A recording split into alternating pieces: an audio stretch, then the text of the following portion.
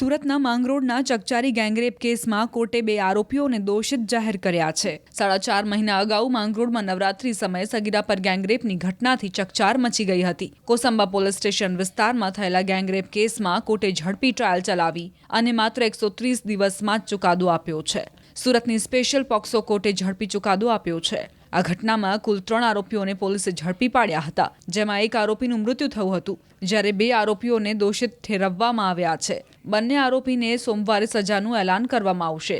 આ કેસ માટે 50 ખાસ અધિકારીઓ અને કર્મચારીઓને ફાળવવામાં આવ્યા હતા। 15 દિવસમાં 3000 પાનાની ચાર્જશીટ ફાઇલ કરવામાં આવી હતી। 4.5 મહિના બાદ આખરે પીડિતાને ન્યાય મળ્યો છે। આ કેસમાં સગીરાની અને તેના મિત્રની જુબાની મહત્વની સાબિત થઈ છે।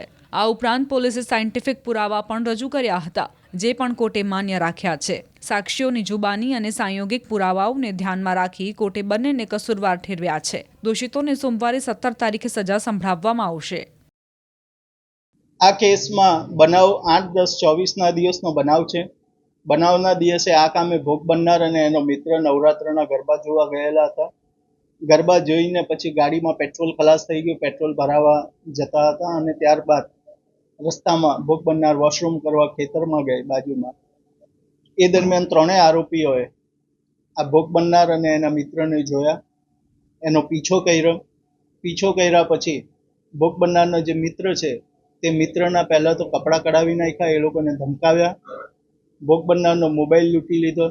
એ મોબાઈલમાંથી ભોગ બનનારના ફોટા પાડ્યા, એની ચેન લૂંટી લઈ। ત્યાર પછી 3 આરોપીઓએ એક પછી એક ભોગ બનનાર સાથે ખેતરમાં ગેંગરેપ કર્યો અને ગેંગરેપ કર્યા પછી ગામ લોકો આવી જતા ત્યાંથી 3 આરોપીઓ નાસી ગયેલા।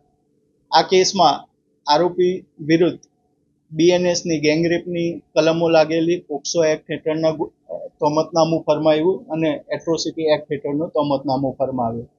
ફરિયાદ પક્ષ તરફે કુલ 47 જેટલા શાહેદોની જુબાની લેવામાં આવી।